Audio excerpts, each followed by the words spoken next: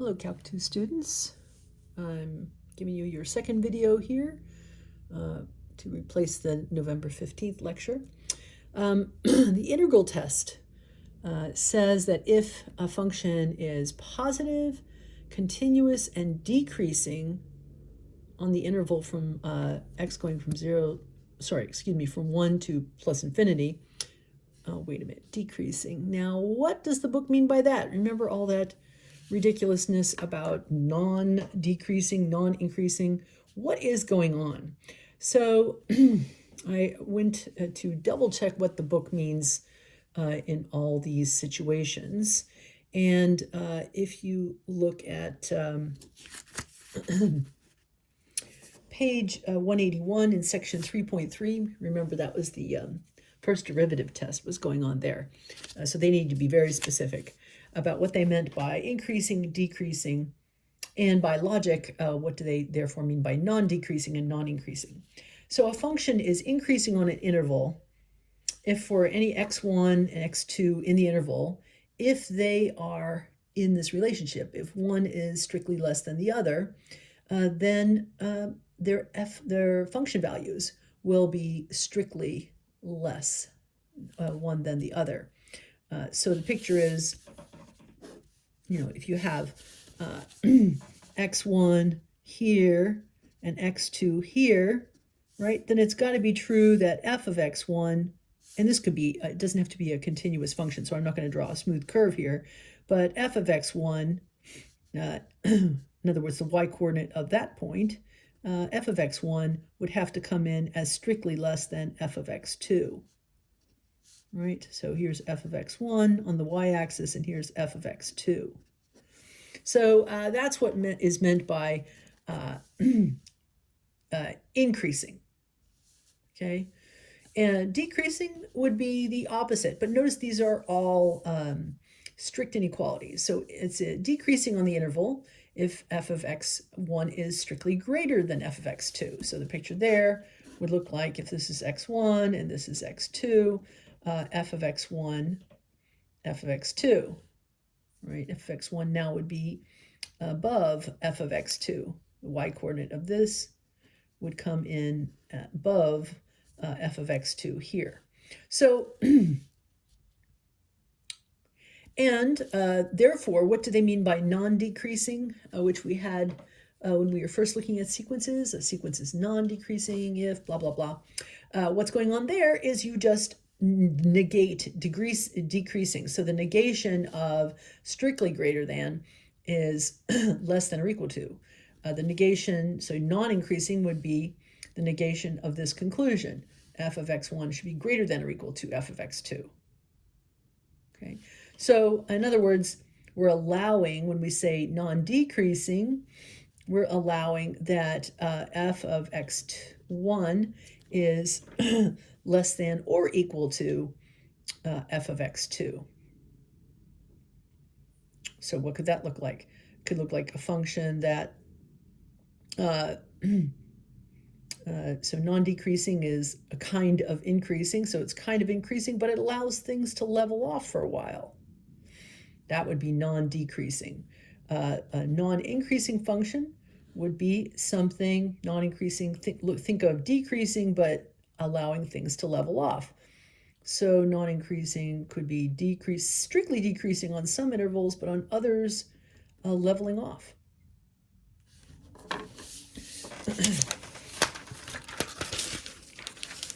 So here's your fourth question. Provide examples of each of those types of functions. Find functions, 4 of them, distinct ones, 4 different functions that satisfy those properties. That's your fourth question. Now, remember what we were talking about, that we need this business about what goes on with logic.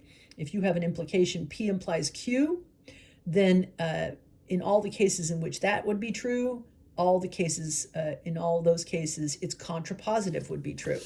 So if an implication is P implies Q, its contrapositive is not Q implies not P. So if this one is true, then for free, by logic, we get this one is true. Now, why do we need that here? Back to what the integral test says, sorry. Got caught up in the preconditions. So what does the integral test say? All right, now that we know what decreasing really means, if you have a sequence of a sub n's where, and a function f that equals, evaluated at positive integers equals a sub n, then the integral test says that this improper integral, if it converges, then the series does. Or if this series converges, you know the improper integral converges. And it also says that if this improper integral diverges, then you know the series diverges. Or that if you know this diverges, you get that the improper integral diverges. In other words, 4 implications. All right, but we have logic to help. So do we have to prove all 4 directions of the implication?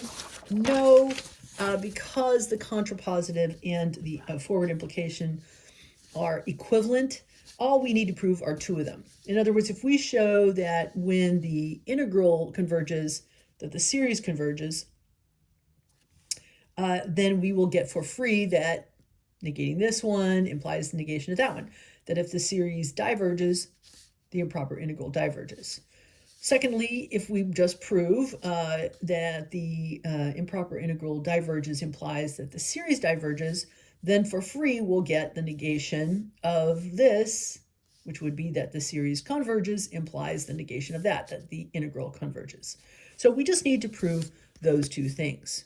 Now, your book gives you both a sort of geometric graph-based kind of hand-wavy proof and an analytic one.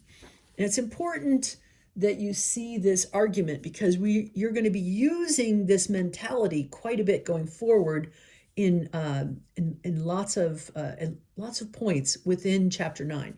So let's look at what they're saying. So we're talking about a function that is continuous on the interval from 1 to infinity. It's positive valued, and it's, what was the third thing? Positive valued, continuous, and decreasing. Yeah, strictly decreasing. Okay, so if we start off, we're trying to prove this claim that if the improper integral converges, the series converges. All right, so if that improper integral converges, that means it converges to some finite number a. And because this is a positive valued function, we can say that that integral is the same thing as the area under the curve. So here comes the geometric hand-wavy bit. So if the area under the curve is the improper integral, but at the same time, because looking at the sequence, at the series a sub n with its nth partial sum, remember what that means, you're adding up these just to f of n, and so let's see. If I start from n equal 1 to, and if I use i's here, I got to be careful here. So what is s sub n? It's the nth partial sum. If I add up the a sub I going from 1 to n, that's my definition of s sub n, right? Yes, and it's true that if I'm talking about the infinite series, this one here, the infinite series, a sub I going from 1 to infinity, I'm talking about the limit of the nth partial sums as n goes to infinity, right? Okay, so now let's examine s sub n. By definition, it means a sub 1 plus a sub 2, but remember that's f at 1, f at 2, f up to f sub n. If I just leave off f sub 1 and start with f sub 2, or f at 2, f3, and so on, then I am looking at s sub n minus 1. And, and that's in the next argument. Sorry. Oh yeah. So if I want to talk about, excuse me, if I want to leave off the first term, a sub 1, if I want to just discuss f of 2 added to f sub 3, f4, and so on, I could take the finite sum s sub n and just subtract off the first term, or the f of 1. Okay.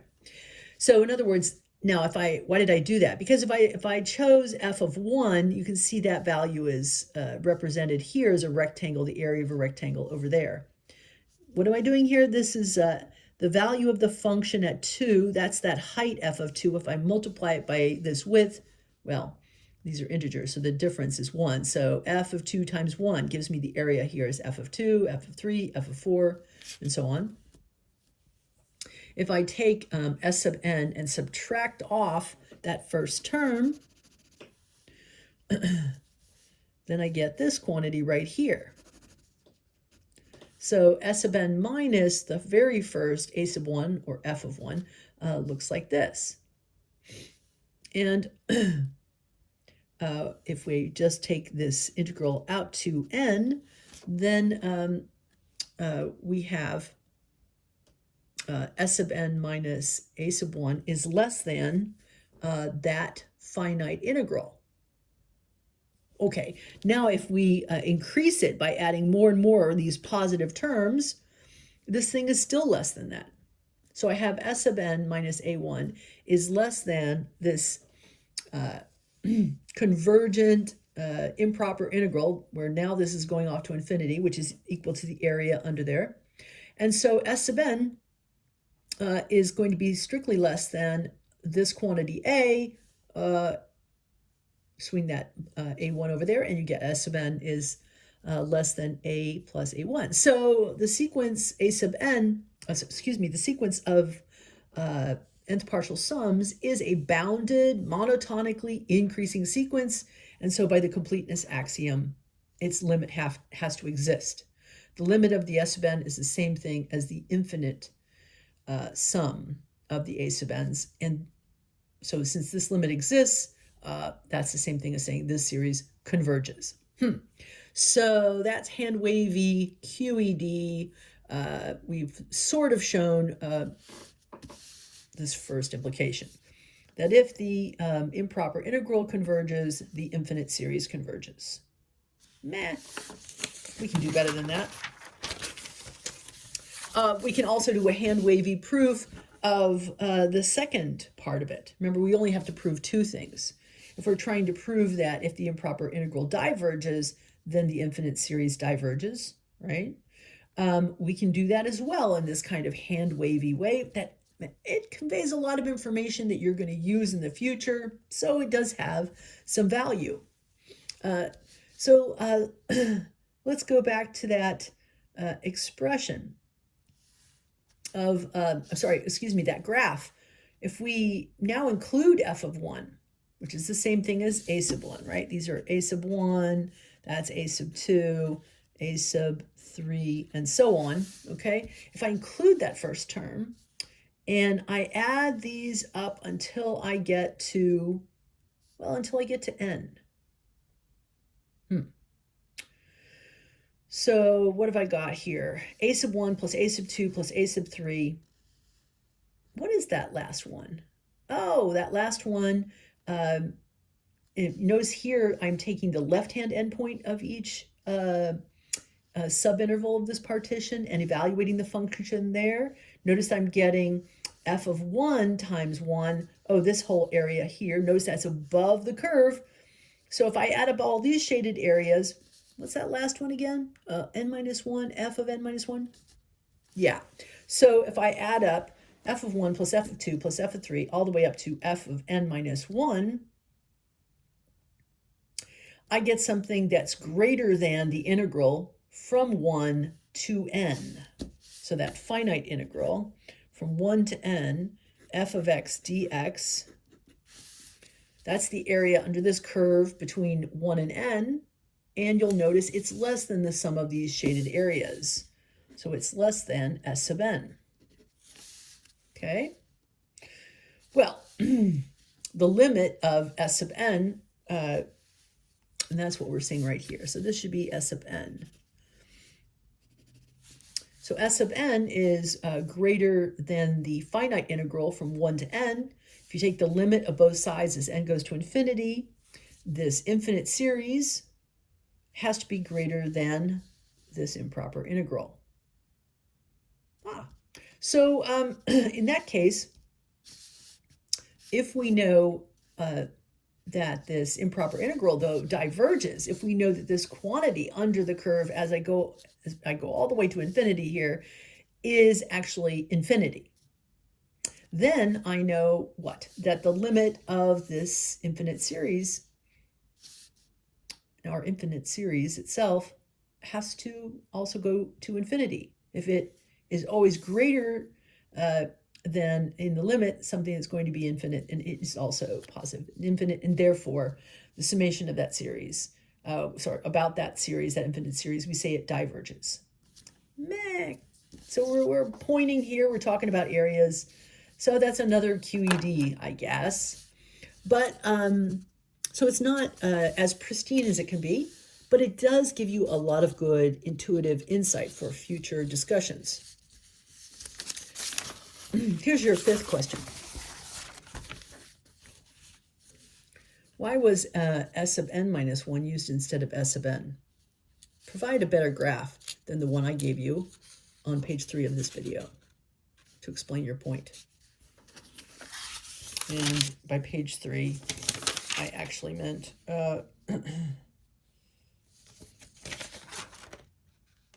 yeah, I did mean S sub n minus 1. Sorry, let's go back. Those were S sub n minus 1s. Why was that? Why was that n minus 1 instead of S sub n? Figure out the mystery there. That's your job. Okay, in question 5. Now, we have a nice analytic proof, more analytic proof that the book offers. They say, look, this integral from 1 to infinity, this improper integral, is always going to be bound between S sub n minus that first term. Remember our first hand-wavy argument was also saying the same thing. But what's not hand-wavy is the following. This is a Riemann integral, right? In the sense that it's a limit, no matter what the partition is taken of that interval from 1 to infinity.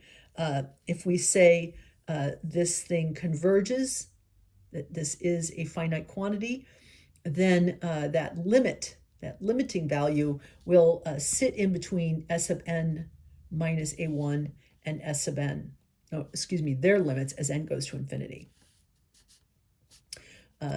So if there is some finite number a in here, if this is some finite quantity a, then the limit of the S sub n's is a bounded sequence. What is it bounded by? Well, it's bounded by a plus a1. It's monotonic, meaning it's increasing. It's a monotonic sequence. The partial sums are monotonically increasing because all these AIs are positive. Every time you add another AI, you're increasing this sum. So it's a monotonically increasing and bounded from above by this. It's also bounded from below by 0. And so it's a bounded monotonic sequence of real numbers.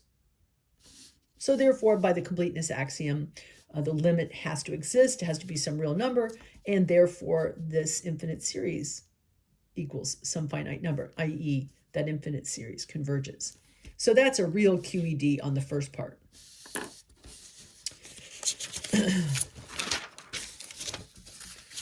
Again, from the analytic proof, analytically speaking, we had that the integral from 1 to n, right, was strictly less than S sub n minus 1. Remember, you're supposed to fill in the blanks about why that's S sub n minus 1 and not S sub n. But it's greater than S sub n minus the first term of the series. So taking the limit as n goes to infinity on all 3 sides, we end up getting, well, remember this limit we're assuming, sorry, this improper integral, okay, would be the result of taking the limit as n goes to infinity. So that's what we would just write here, because we've taken the limit as n goes to infinity in here. This, the limit of s of n minus 1, or the limit of s of n, is the infinite series. But this didn't move, this minus a1. Now, if this quantity in here diverges, if that's an infinity, then the limit of s of n, this right-hand side here, has to be, because it's greater than or equal to this, it also has to be greater than or equal to infinity. So therefore, in that case, when the improper integral diverges, the infinite series diverges.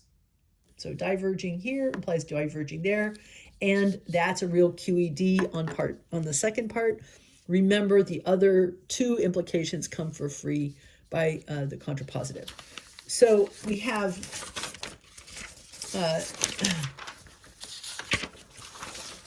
the improper, so excuse me, we have the integral test now we can use in any situation, right?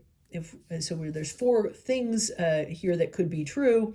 If the series converges, then the integral converges. If the integral converges, so does the series, and same thing with divergence. It's really strong.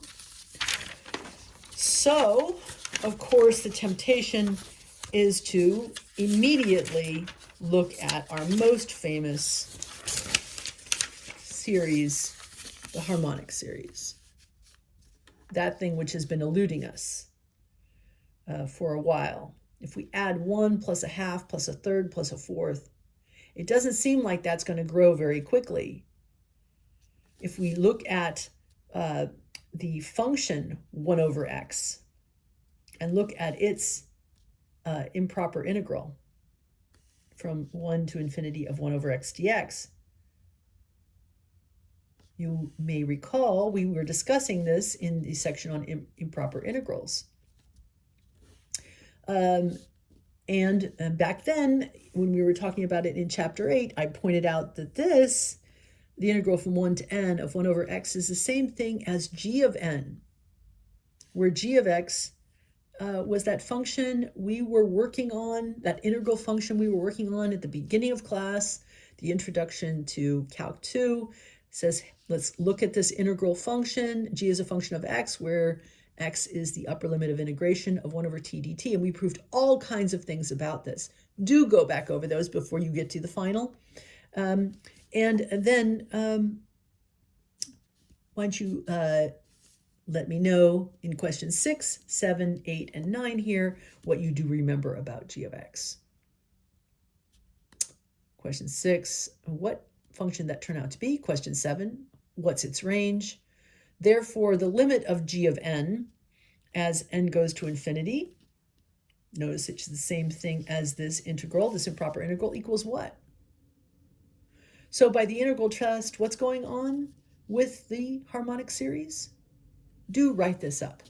Questions 6, 7, 8, 9.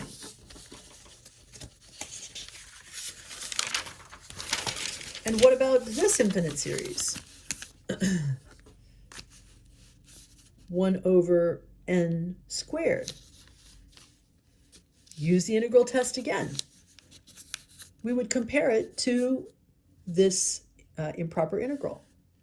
Find that improper integral. Do not cite a theorem. Please show all your integration work for full credit here. That helps you review chapter 8, improper integrals. Aren't those going to be on your test 3? Good question. Well, definitely be on the final. And therefore, what's true about this infinite series? That's your question 11.